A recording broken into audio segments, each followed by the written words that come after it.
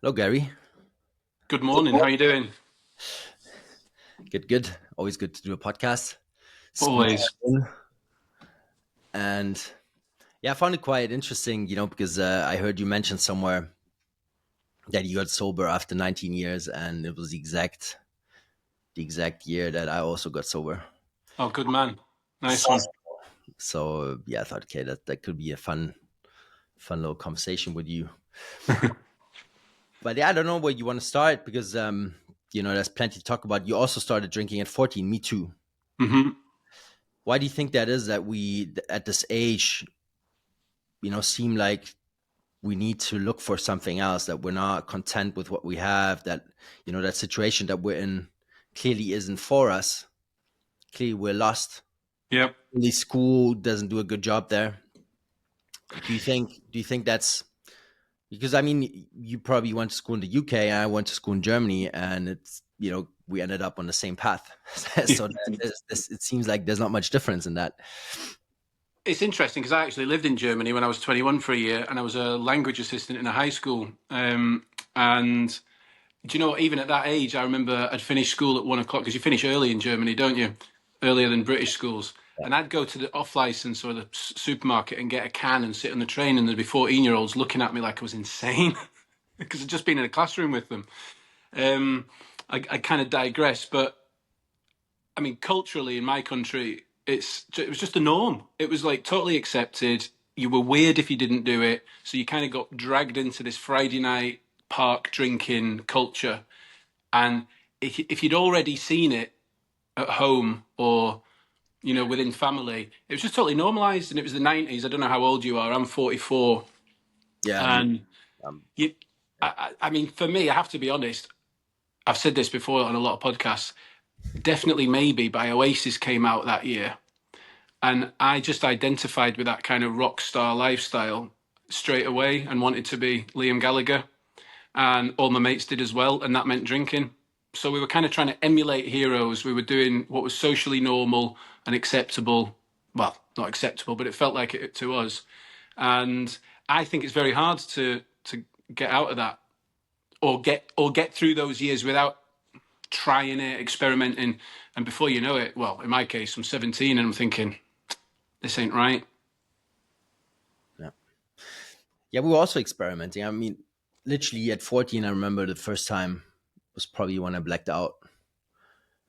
Could have even tried like some drinks here and there before. We're drinking like soft stuff, right? Like beer, because in Germany it's the same thing. 16, you're allowed to, technically allowed to drink beer. Yeah. It's a culture, especially when you're from Bavaria, from the south.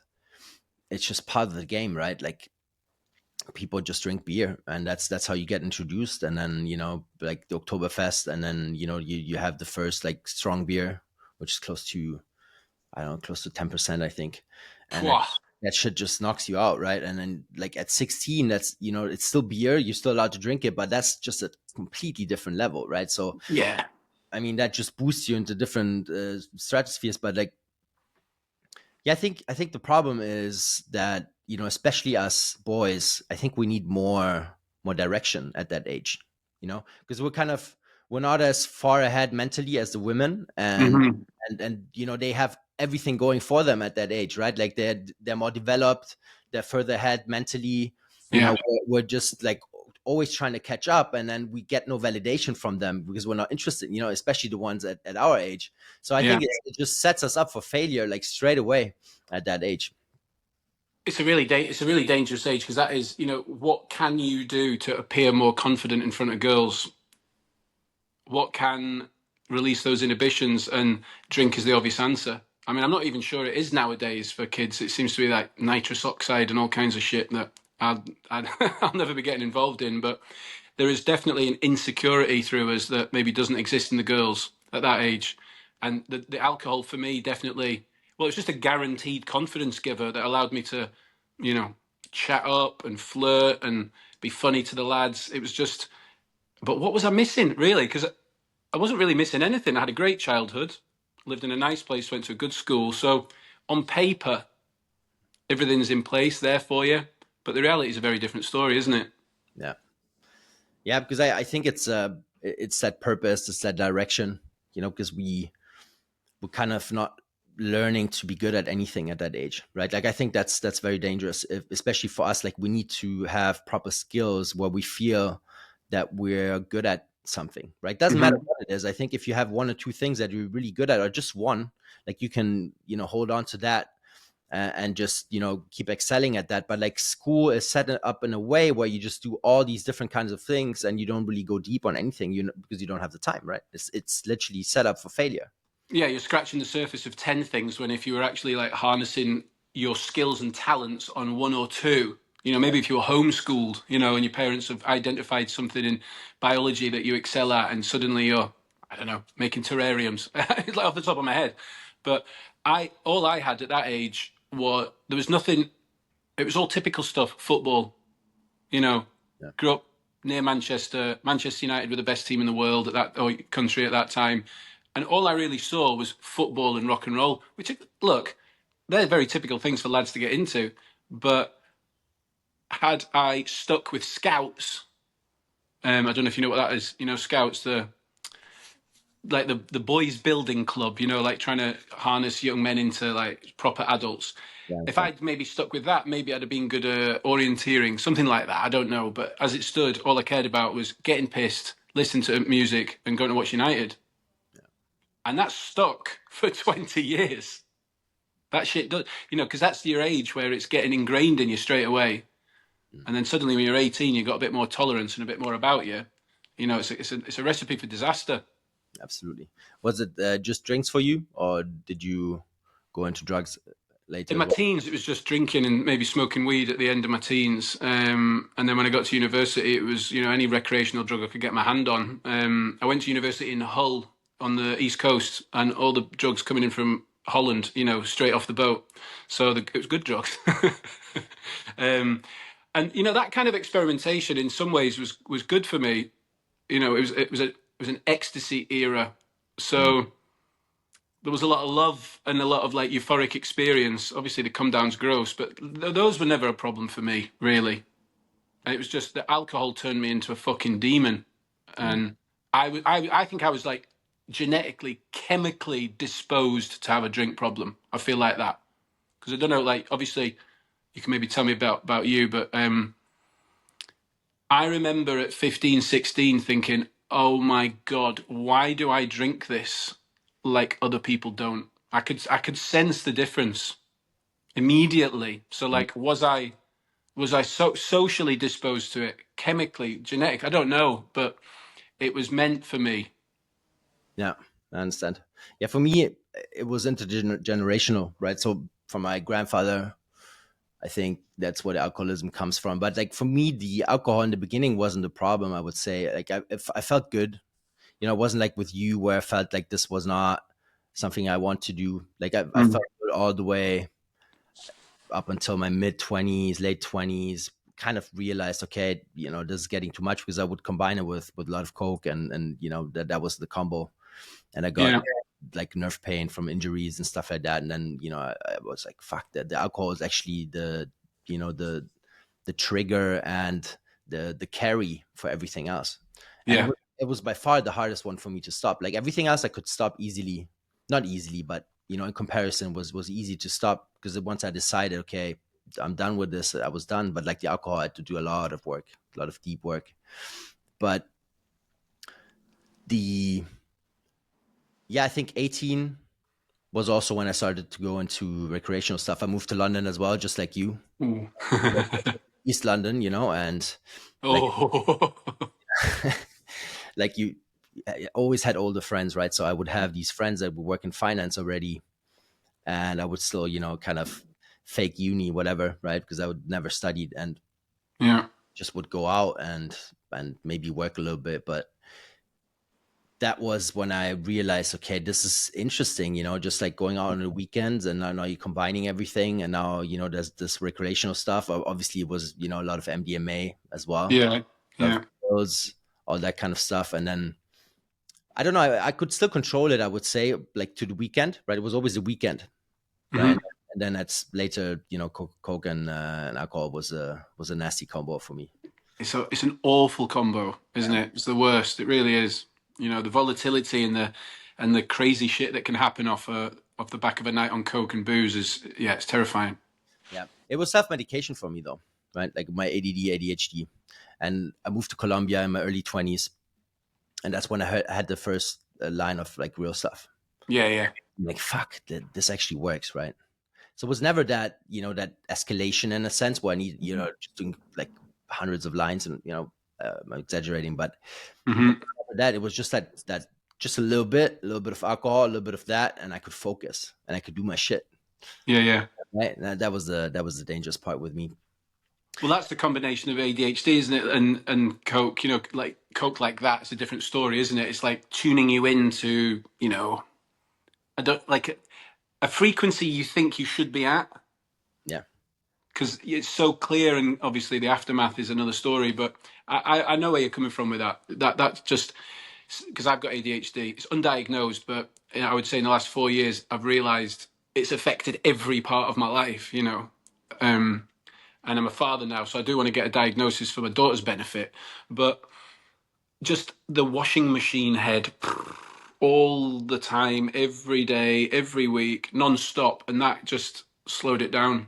And I think now, when I look back, I was just trying to definitely trying to self-medicate, and I fucking loved drinking. Like, I loved the taste, I loved the feel of the cold bottle in my hand.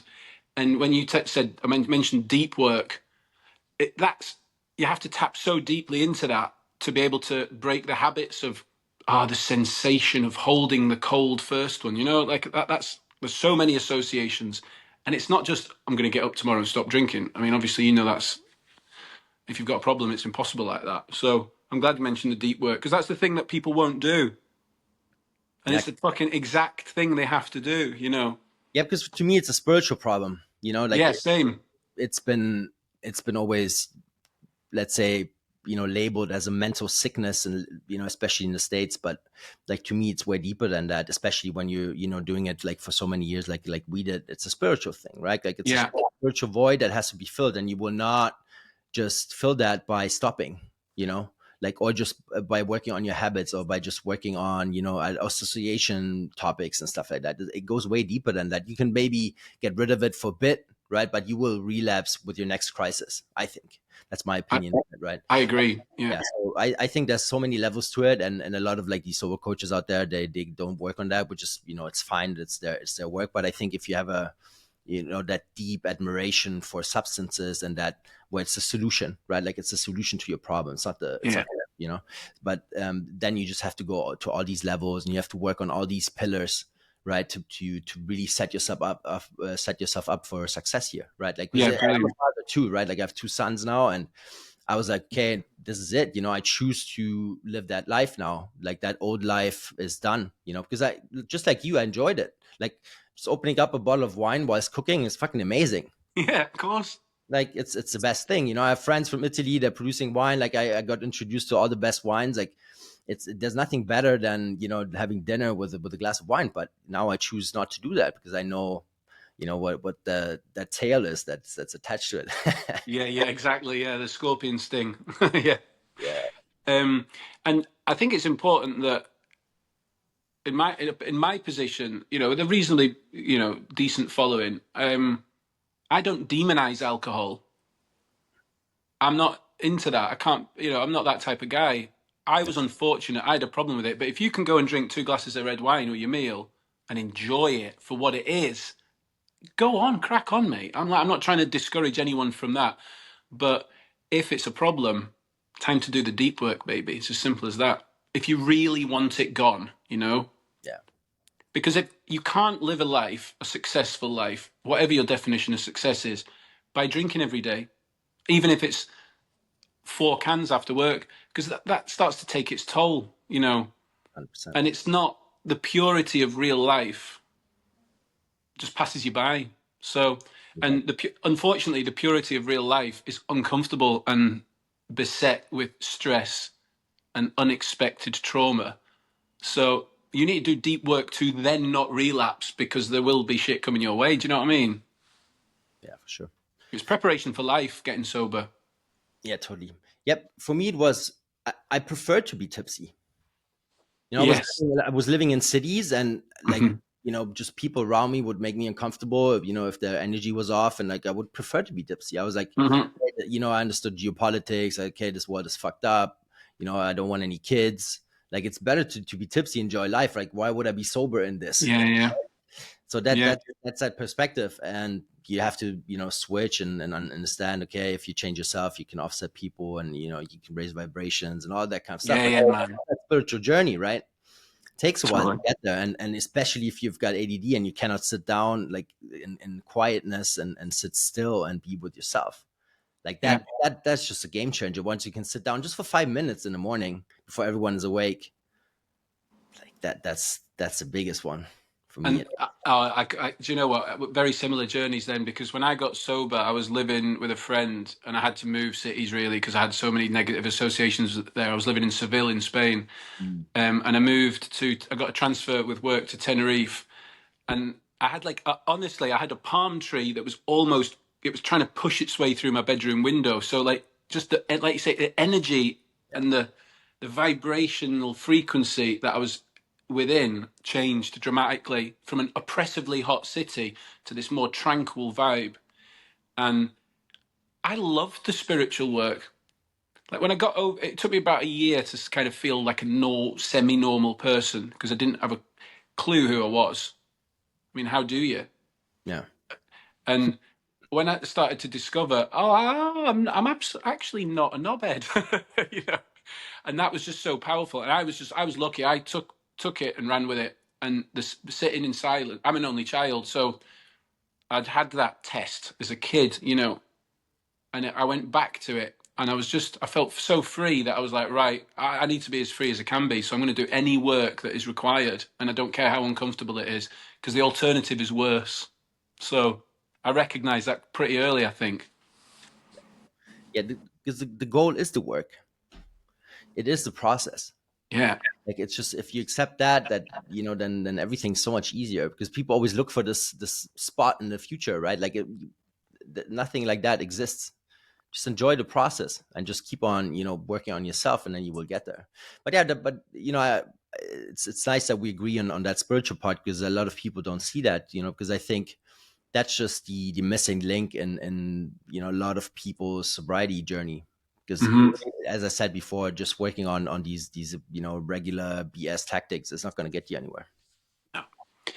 No, I mean, if you've got 20 years, 30 years of alcoholism behind you, you've got so many layers to unpick. And yeah, it's a good. When I started Sober and Sound, I was telling people it took me about 3 years to kind of become a proper, together, functioning, giving member of society. Because the first couple of years I was just like in survival mode, really trying to maintain sobriety, Mm. and trying to kind of forgotten where I was going with that. But I know, and it shocked people. 3 years?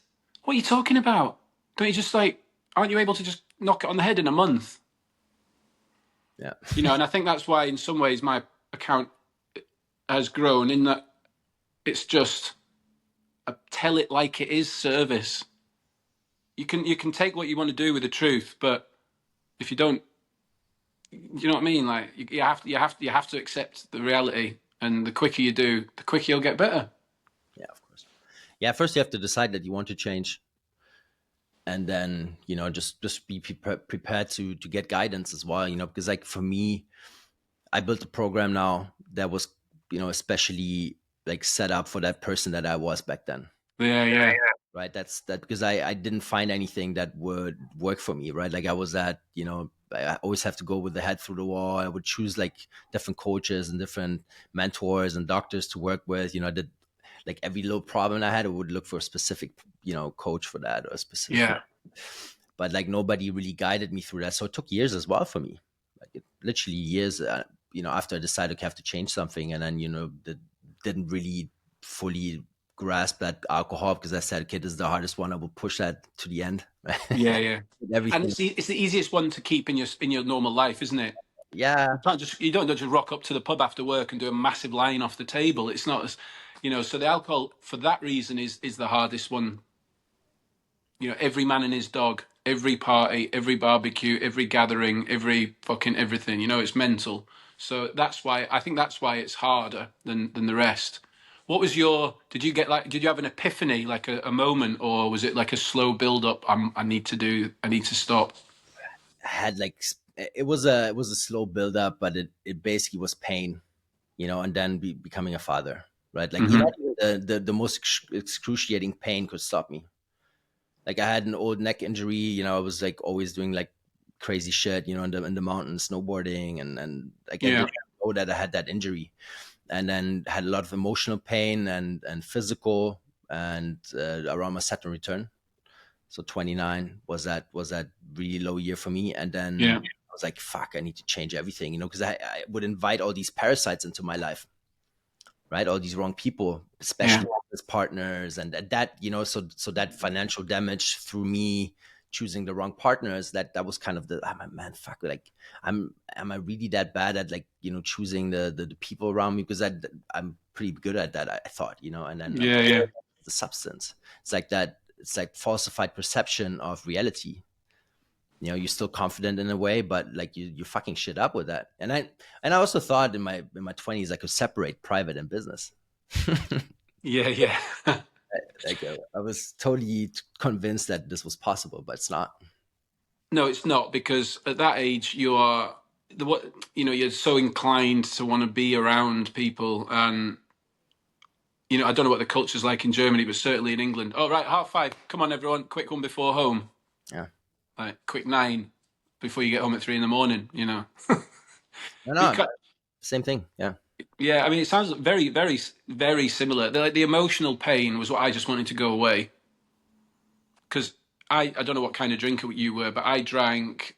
I would go out I drank all the time. I mean, like cleaning the kitchen on a Saturday morning at 7:30 in the morning with a bottle of white wine.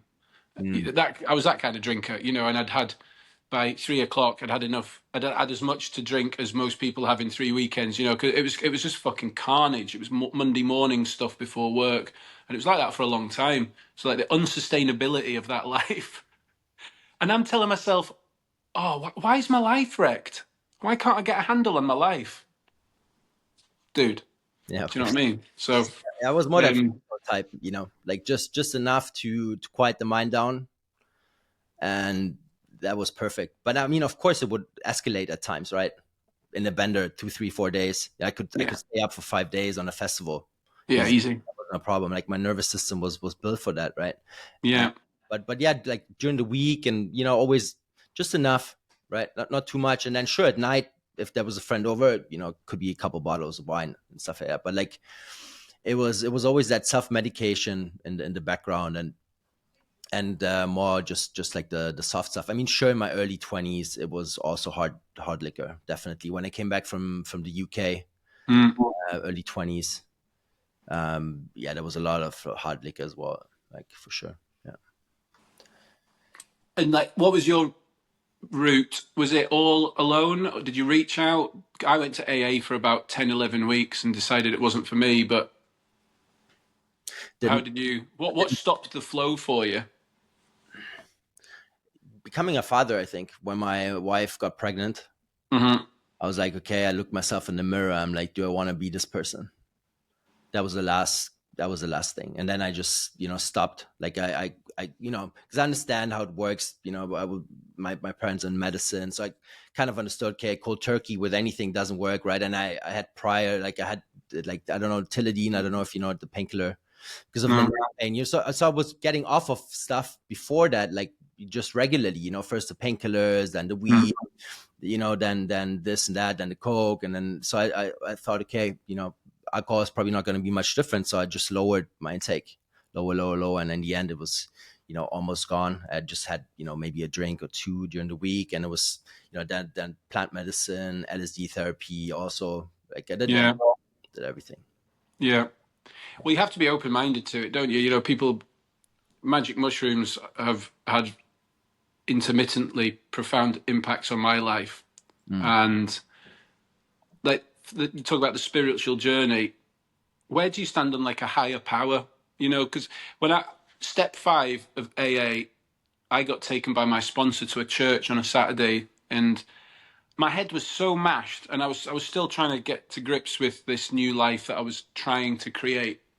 that I think I misinterpreted the intention of higher power or the message of it. I got taken to a church. I saw God. I was I didn't see God.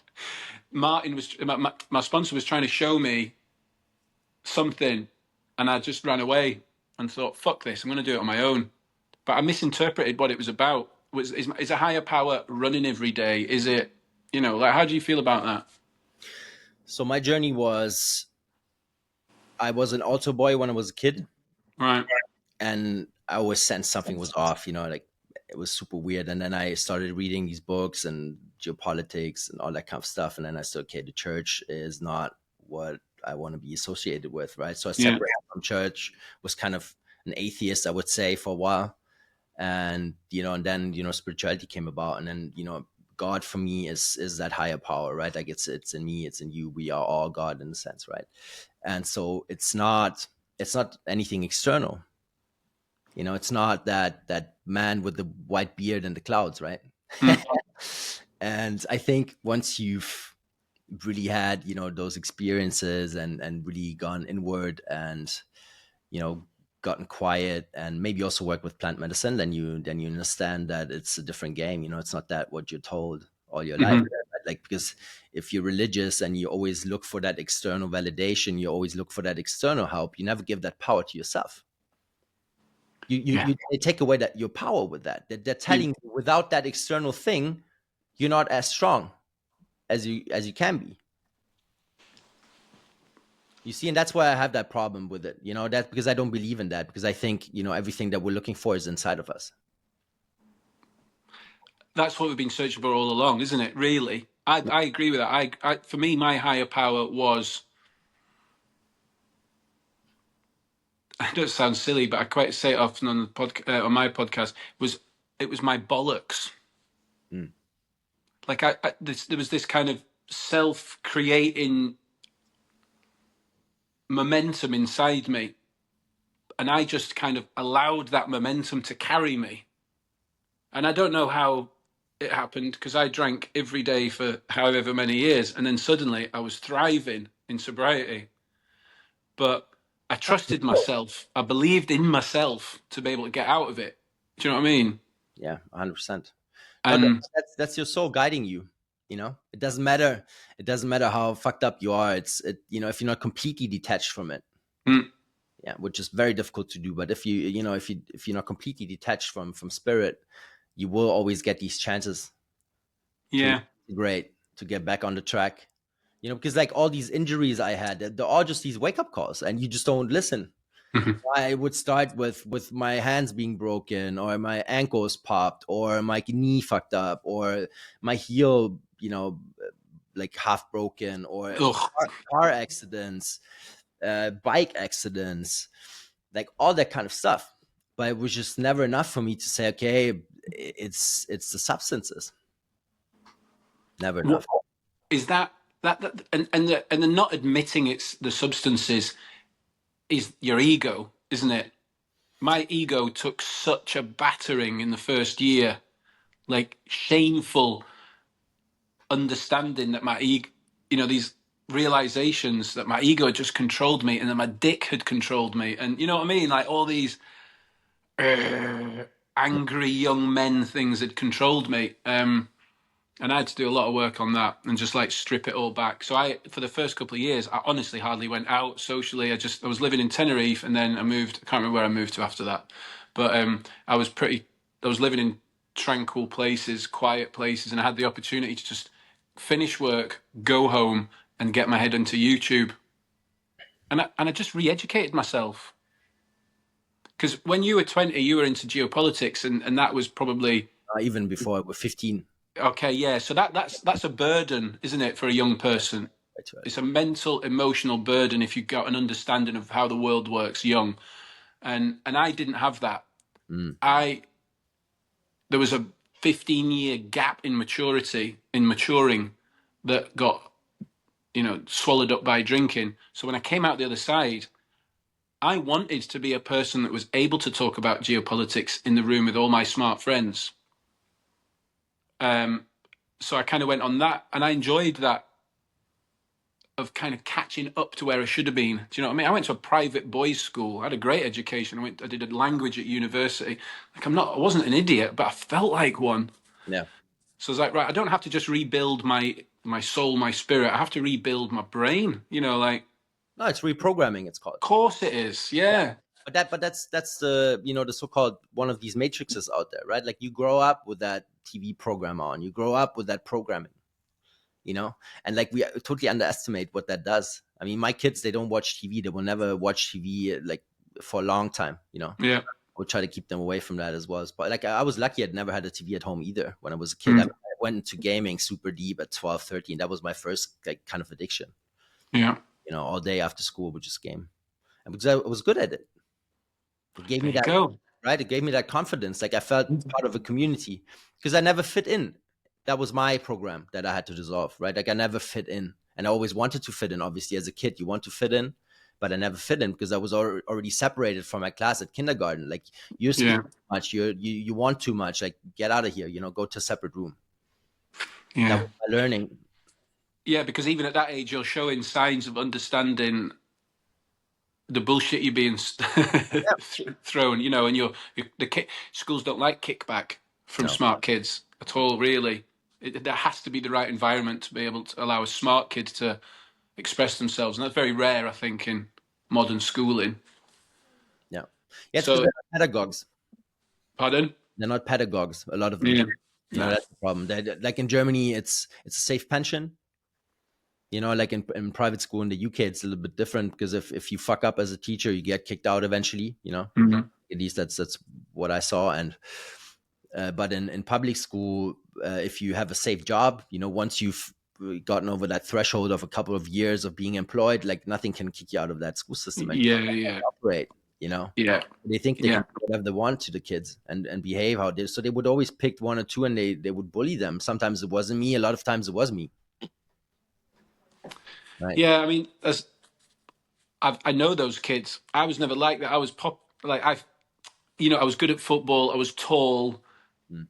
If someone tried to beat me up, I could get stuck in. So I don't know. I found school easy. Really, I found the social element to it very natural, and I never felt. I never woke up in the morning and thought, "Oh, I don't want to go to school today." I thought, "Oh, I can't wait to get to school to fuck around with my mates." So I felt my well, it must have manifested at 16 ish, because that's when the drinking really started to get a grip in me, even at that age. But yeah, it's a shame that someone that didn't have the social pressures and challenges still ended up, searching for more at the bottom of the bottle. Depressing. Yeah, but that's the thought process where I say, okay, this is maybe also the wrong way of looking at things because we try to remove obstacles for kids these days. Mm. If you look at Also true. tribes in Africa and like you have these these points in time where you have to prove yourself as a boy Hmm. to get initiated into manhood, for example. Yeah, rites of passage. Yeah. I think that's absolutely crucial, and we remove that. So I think getting back to that is very very important, right? Because you just said like life was easy for me. Maybe it was too easy, Quite possibly. right? Like it's too easy just to get up. Like your mom fixes your breakfast, you just hop on the bike, you go to school, you don't do anything meaningful, you come back and like, what the fuck did I do actually? Yeah, yeah. It's too easy. Like there's like you don't have to hunt for your food. You just go to the supermarket, you grab the thing. Like it's way too easy. And then what do? You look for distractions, right? Like you look for this shit, and then you go in there and you're getting programmed with all that negativity, all that fear. Your dopamine receptors get fried because you just look Oh, at stuff all the time. Like me and you, we probably grew up in a different time. Like I was outside as well before I started gaming all the time. Like I was just outside, doing yeah, stuff. yeah. But like these kids nowadays, they're just in the phone. Like I mean, if I go outside, like I moved to an island as well, during my like process of becoming sober. I was looking for solitude. We can go into that as well, like Yeah. later. But like for me, what I see now is like people or kids are drinking less, but they're like way more addicted to the phone, way more addicted to social media. But it's the current problem, isn't it? There's always one. But I think currently, maybe it's because I'm a parent, but it seems like the most damaging era. You know, I can't. The future doesn't bear thinking about really. There's been a show here on Netflix, Adolescence, Mm. with Stephen Graham. It's about a teenage girl getting stabbed, and I've got a daughter, and I'm watching it, and I'm squirming at 10 years down the line. Do you know? I'm just watching it, thinking, what is this Earth going to be like in 10 years? And people might say, "Oh, that's fatalistic or pessimistic," but it's also Yeah, realistic. realist. You're not. Yeah, yeah, and that, but the simplicity of your teens on paper and the lack of discomfort that you have to sit through, because the modern world is a piece of piss, really, in many ways, Yeah, means that when you have to get sober, it's new to you. You're like, sitting in discomfort on my own, feeling everything. I don't want to feel everything, mm.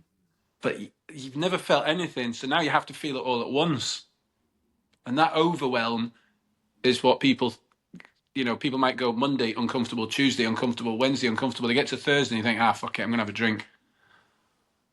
Yeah, When really what you have to do on Thursday is sit in a room on your own and just let it rip through you and suffer it. yeah. Because what's the type of person that comes out the other side is, unbeatable ish, more or less. Yeah, but it's difficult to fuck you up if you can sit with yourself because you can Yeah. always regulate. That's the thing. If that would be a class in school, just regulate emotions. You know. Imagine. Yeah, Well, but what the teachers can't. So yeah, exactly. tell me about Solitude then. Like, how did that work for you? Solitude was important. I as just like you said, like if you don't know how to sit with yourself, then I think you're not going to manage that sobriety journey, right? Like it's just absolutely crucial, and I'm very receptive to the energies around me. I can pick it up very easily. Like I can pick up like 5G towers on top of my building, like all that stuff, right? So after 29-30, I moved out of the city a little bit, but not fully. I still had these buildings there. I still had the apartment inside of the city, so we also spent a couple months there with my son, and he wouldn't sleep for lunch. He was just always like agitated and couldn't sleep, and we moved out of the Yeah. city easy. So I was like, okay, fuck, he's the same as me in that sense, right? Like probably everybody is, but maybe some are Mm-hmm. sensitive, some aren't. Yeah.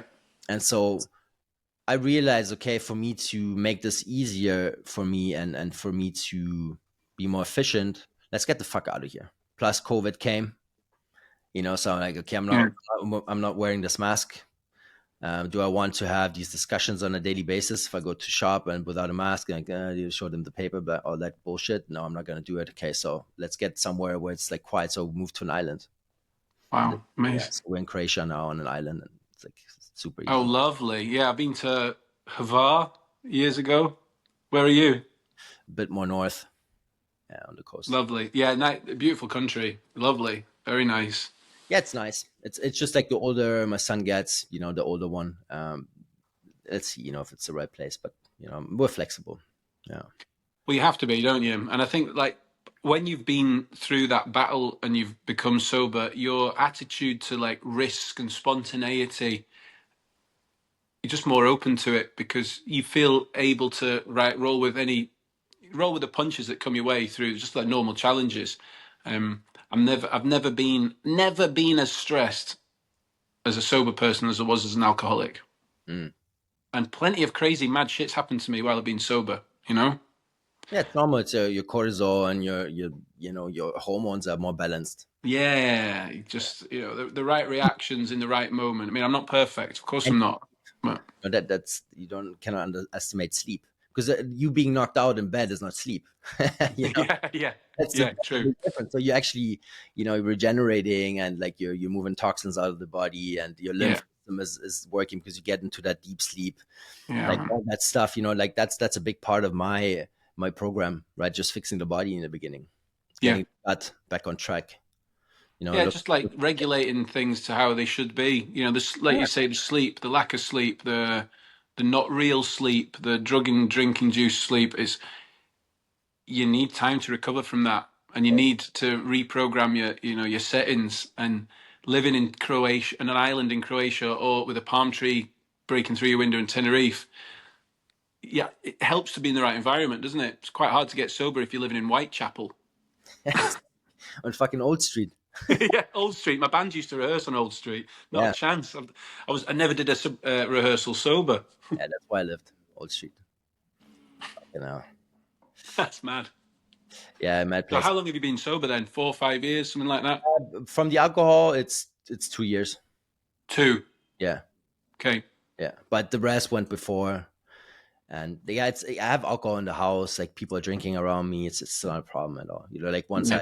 once I decided that's it, was it. But that's because you've done the work. Yeah, exactly. Yeah, When you don't do the work, your partner having a glass of wine yeah, might mean that you have pour yourself one. If you've not done the work, when 8 mates come round to your house and they've cracked their beers open, you're going to have one. But if you've done the work, it's just an additional barrier against the temptation. exactly. I'm not gonna put myself in situations that are stupid. I'm not gonna go on a stag trip. Like for 3 days in a villa where that's the whole goal. I'm not gonna do that because I'm just not gonna enjoy it. Right. Yeah. That's a different thing. Like I can be around alcohol if there's people like not being dicks and just behaving like shit. I'm not hanging out with these people anymore anyways. But like Mm. I'm just saying, if you still have a problem with people drinking around you, then you haven't worked through your addiction. Correct. Simple as like there's many layers for you to explore. That spiritual void is still there. Maybe you've worked on your mental blocks, maybe you've worked on your habits, but there's plenty of more work to do. Yeah, and that's a good thing. Like, there's always more work to do, because when you get into the momentum of work early on, and you stay sober, you have a natural proclivity to be curious about. Oh, I've started taking mushroom drops in my coffee for about 3 months now, and I've really noticed an upturn in my sleep, my brain cognition, Which, focus, all of these things. But I'm taking mushroom drops in my coffee because I got sober, yeah, because I was open to, if someone had said that to me 14 years ago, I'd be like, what are you? Some kind of weird. woo woo pussy, that would have been my reaction. But I'm not like that. That's the real me is not the drunk, dismissive child. I'm not that person. So to discover I was deeper and more spiritual than I ever thought, well, that just sets you up. Have you ever explored the thought that, because you can go deeper and because you can feel more, because you're more spiritual, that you actually went for the drugs and the alcohol, Quite possibly, yeah. right? Yeah, it's a very good point, isn't it, really? Yeah. Saying, because like all the people that I talk to, where I see, that long-term addiction and that, what kind of it's a choice very early on. I think that's what it stems from a lot of time, Hmm. because you don't fit in. Yeah. Your soul and your body, that they're just in the wrong spot. And Yeah.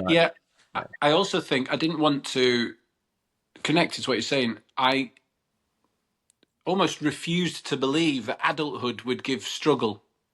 Hmm. I just thought, well, because when you grow up in like leafy suburbia and your parents are happy and there's food on the table, like whatever, you just assume that you're going to glide into adulthood, get a nice job, and blah blah blah blah blah, whatever. But the second I realised there was struggle, or consistent struggle in adulthood, I thought, nah, I can't handle that. No one's taught me how to deal with this shit. Yeah, because that So I'll just teach myself. it's too soft, right? Like upbringing, because like we're just Yeah. taught, okay, success is just monetary. Mm. How stupid is that? It's It's mental. it's one of the pillars. It's just one of the pillars. Yeah. What about all the others? What about family? What about spirituality? What Yeah. about fitness? Health. Yeah, exactly. Yeah. Mental health.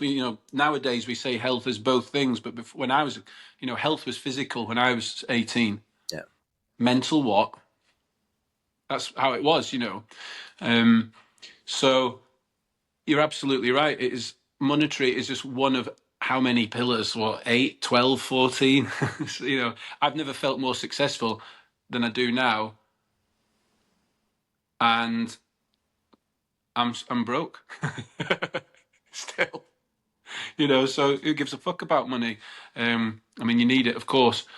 But yeah, I totally agree. I like how you said that, though. Maybe I was, when you're a teenager and you spend a lot of time on your own, like I did as an only child, and you do think, and you've got ADHD, but you didn't even know.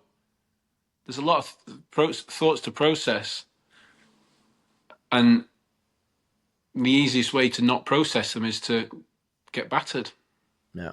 Tragic, tragic. Yeah, I got that label in kindergarten, I think. Yeah, I was in kindergarten, got that label, and then they wanted to give me the Ritalin and the Adderall, and luckily Right. my parents they refused to give me that, and I got horse therapy and all that kind of stuff. But Uh-huh. horse therapy is just also working on the symptoms, right? Hmm.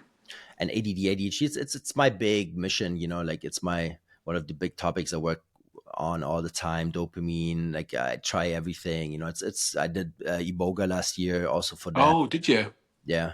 So, this is I'm gonna solve this. Yeah, yeah. Yes. One of these that where you told like it's gonna stay forever. Your asthma is gonna stay forever. No, it's not. No, it's Yeah, not. yeah, Keep your Western medicine approach to yourself. I'm gonna do mine, and you'll see the result in the end, right? Because it is solvable. Everything is solvable. If your arm is not cut off, like you can still fucking use it, right? Like it's yeah, I'm convinced that programming that we get in childhood, it's just and before even, right? Like it's just in there, and that's also part of what I work on is it's just resolving these programs, right? Because that's also deep in there. Everybody's got like their own and a different one that's running them. It's just the way yeah, it is, but they're all there. Like it's just the way it is, and it's also part of getting that addiction out of your way because it's all connected. You know. yeah. I mean, like the first step, and it's very hard to get to that point. Is in my experience, in my opinion, is accepting you have a problem. But how can you accept it if every other person is teetering on the brink of having the same problem? That's the problem I had because there was so many mates that were heavy drinkers, heavy recreational drug users, but could turn the tap off. But I didn't never saw them turn the tap off, so I just assumed we're all the same. Mm. So how do you accept that you are different, and then you get that realization, and you like lean into the realization, the pain, the reality. You just lean into it and live in it and absorb it, and then you start to feel you can conquer anything. It's kind of what I was getting to. That, like you believe that you can rid yourself of a, not rid yourself, but have a massive, like a grip on it. Yeah, integrated. Yeah, exactly, and harness it in a way that you can use, that it becomes your superpower or a skill that really embellishes your life positively. Because there'll be a lot of part of your character that good parts of it that is down to your ADHD. Yeah, of course. 100%.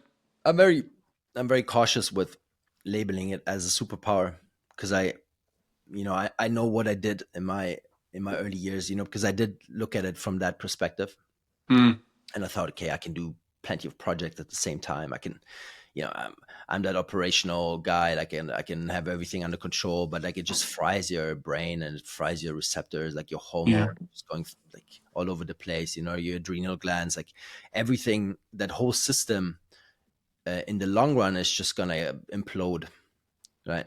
So you have to look at it from that perspective that it is something that needs to be regulated, but it's not going to be regulated through pills. Hmm.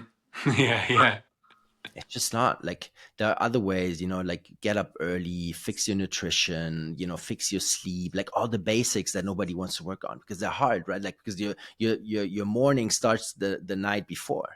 yeah. Totally. Like do you know what nutrition you need for your brain to function properly? Because everybody's a little bit different.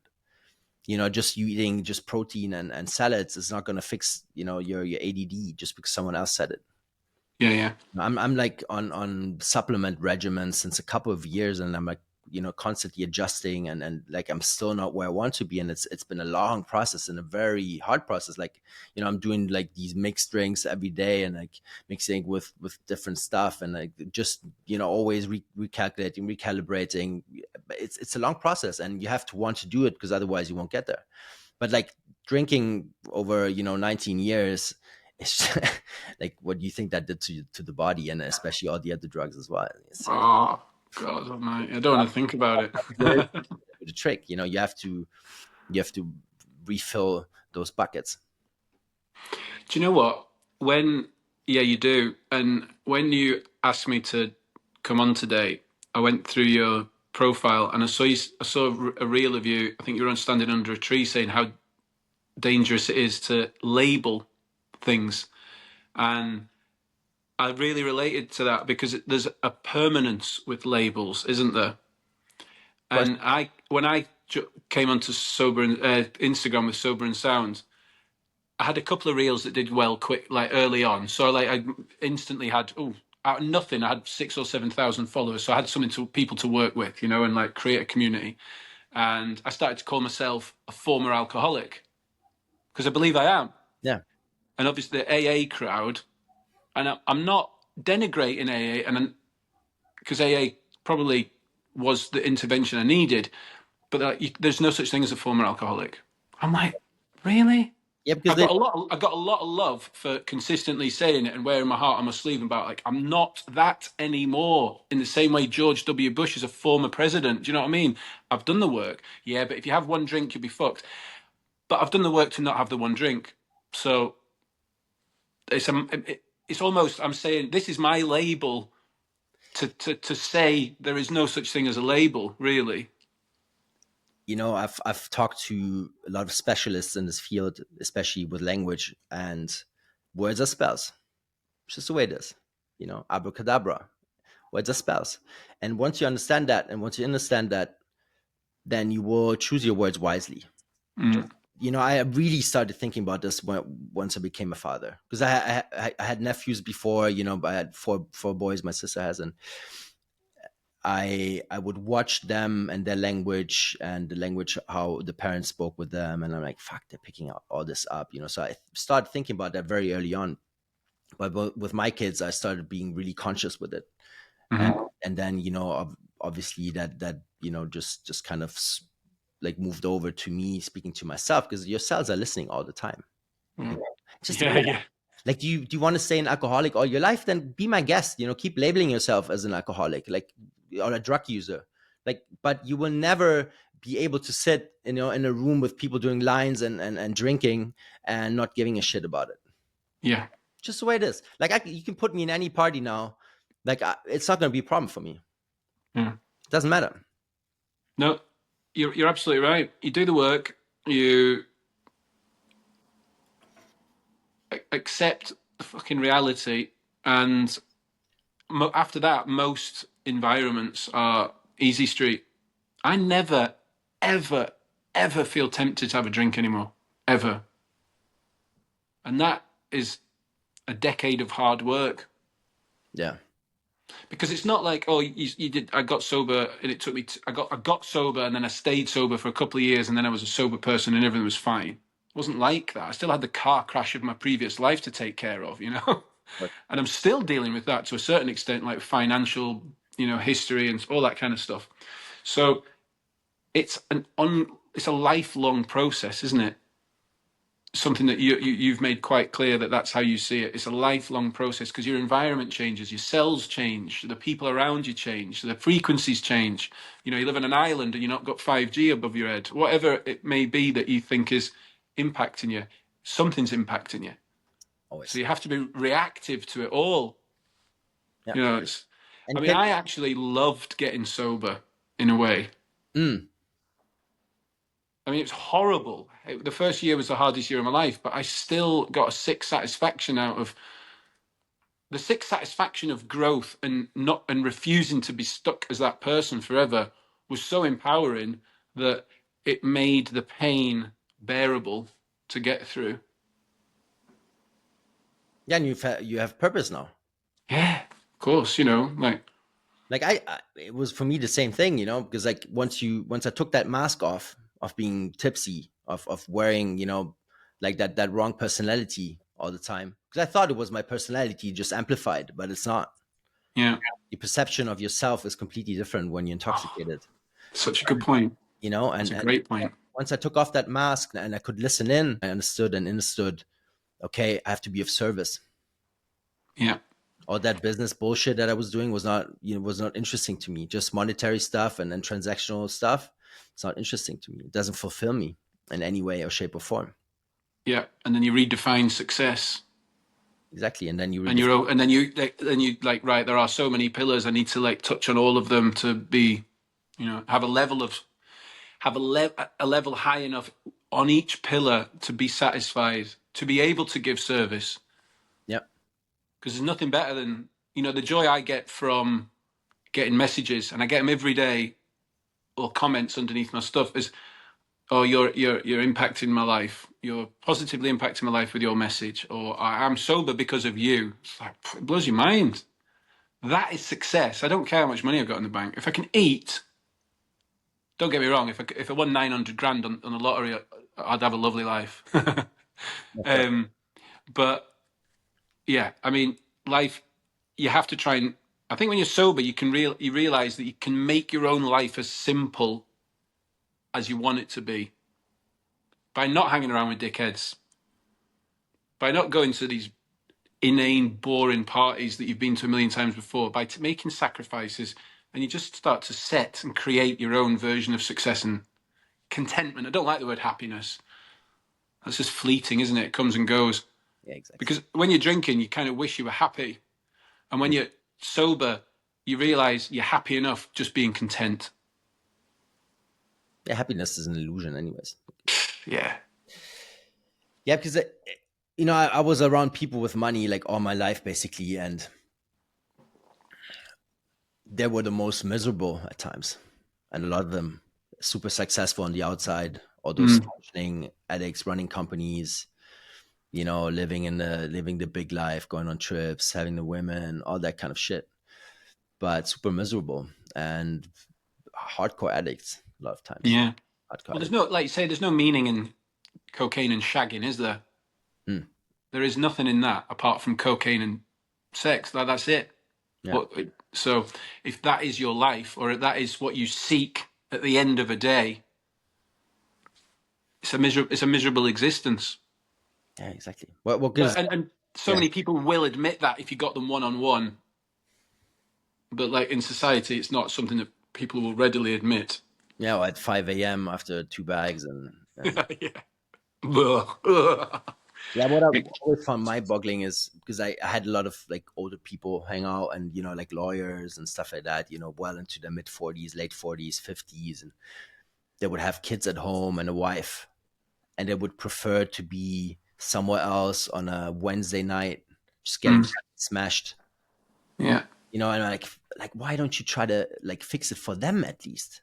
If you don't Hmm. fix it for yourself, try to fix it for them. But it's too difficult for them. Like they have no way of approaching that topic, right? And I understand because like a lot of stuff out there is just not approachable, and it's just doesn't make any sense. Like going into an AA meeting for me wasn't enough. You know, like 12 steps wasn't enough for me. Like I needed more depth.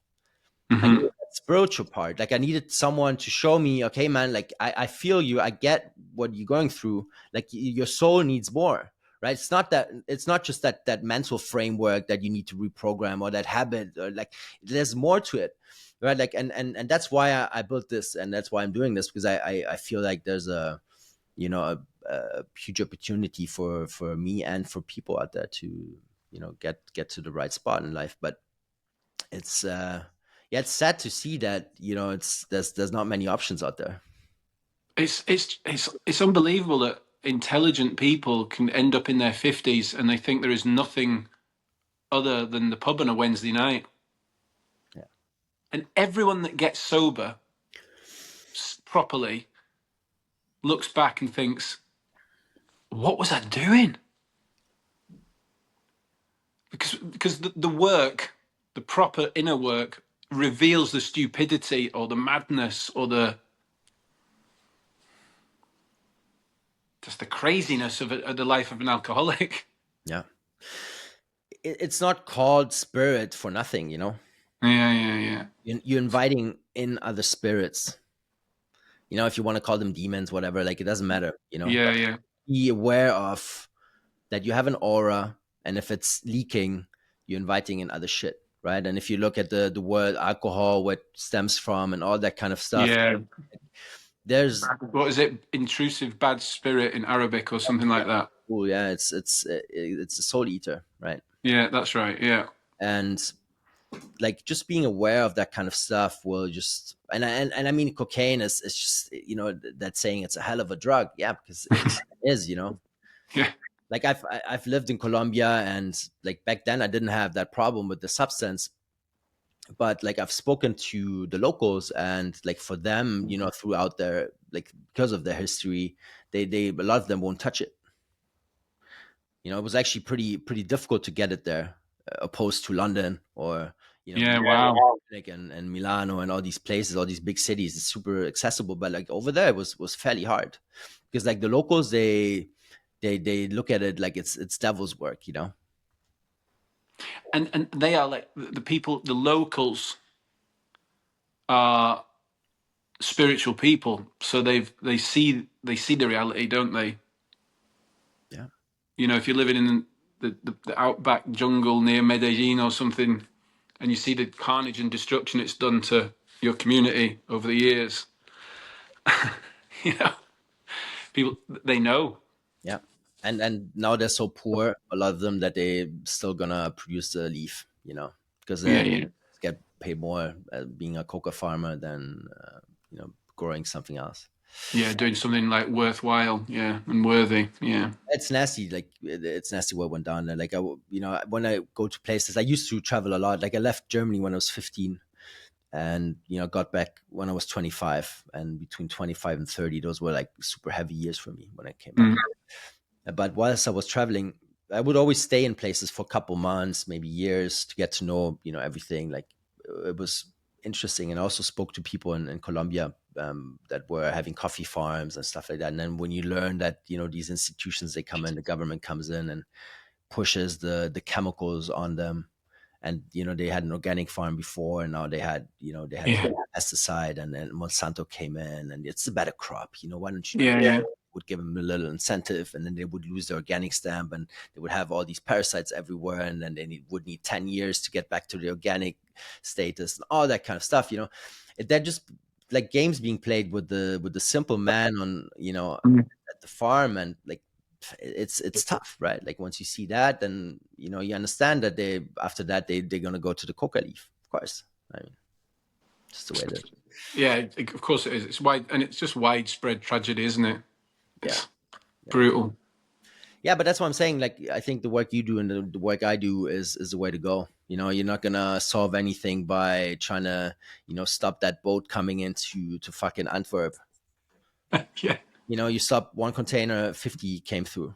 Yeah, of course. Yeah, You have to go to the root and the core, the spirit of the person, the soul of the person, that's and the only way. speak into that. Um, like in my case, I'm a 90s lad that became an adult alcoholic. There's fucking loads of us. So people relate to it. People know what it feels like to go to work on a Monday morning shaking and having a can of vodka cranberry juice. So, if you own your previous truth and embody your current one, people buy into it. Yeah. I don't know. I'm lucky. I'm an oversharer. I'm comfortable sharing. I got lucky. So it's my that to me suggests that my service should be sharing my story and trying to help people avoid a similar one. I wasn't that at all. Like I was the opposite. Like I never shared anything publicly. Right. And you know, I also learned that it's my duty now to do that. You know, this is a gift that Hmm. I've been given, or that and I have to share it. I have to pass on my knowledge, and I have to help people. It's just the way it is. You know. Yeah. Brilliant. I mean, you should be proud of it, man. There's a profundity to your content. It's really impressive. You've done really well with it. I mean, it's just literally I'm a newbie in this. You know, like I just started with this. I started the podcast like a bit more than a year ago. Well, like Craig and I were the same on the sober stretch. He sent me a message on Instagram and said, "Hi mate, I really like your account. There's no bullshit to it." And we just identified with each other and we started it. And all we did was whack a phone in front of our faces and talk our truth. Right. And now people are like, "Oh, you're having a break. Wait, when's it coming back? I need it with my Sunday night bath." I'm like, so it's working and it's getting through. And it's going to require a lot of people to do it, but the more the merrier, man. Yeah, for sure. Yeah, well, thank you for hopping on. No, I appreciate it. I really enjoyed it. That was a great chat. Yeah. Thanks, mate. If you ever want me to hop on yours, I think that's very likely. Yeah, yeah. Do you know what? We're actually going to have guests in this upcoming season, so I'll hit you up. Definitely would love to talk to you sure. and the I'm happy audience to get a lot out of it. I think like the more different viewpoints one can listen to, the more options open up in their own brain and their own mind, right? And like it's just like, oh shit, I didn't think about that. Maybe that's the way to go for me, right? Like, Mm-hmm. I just don't think it's talked about enough. That's one of the good things about social media, right? Like, Yeah, yeah. if people wanna listen to stuff like that, then it's out there. That's why I do like all that short form stuff. I don't enjoy doing that, to be honest. Like it's stupid to me in a sense, but I do it because I know it's good for the greater good, let's say, right? Exactly that. Yeah, yeah. It serves its purpose, doesn't it? And it's not. The thing is, as well, this is part. Sober and Sound is partly for me, but it's not for me. I'm all right. I'm sober, so let me help. But that's the spiritual understanding that you have now. You see, Yeah. because you got Hmm. all the downloads from somewhere else. It's not your own download. Yeah, yeah, yeah. That, that's the higher purpose and the higher power speaking. Nicely put. You're right. And that's why you want to pass it on, because you feel like you got that gift and it's your duty to do so, and it's rightfully so. Yeah, right. And it can be a burden, to share such personal stuff online, but you do get used to it. And what's more important, that my mum sometimes cries when she listens to podcasts I'm on, or that 150 people get sober. She knows that it's more important for me to share it. Exactly. I think it's your mom was crying more when you were blacking out in the garden. Yeah, yeah. Oh, like you know like 100% she's not Yeah, happy now that you're doing this. yeah. I would agree. I would agree. So would she. No, amazing. Well, thanks a lot for the chat, man. It was great. I really enjoyed it. Thanks, mate. Take care.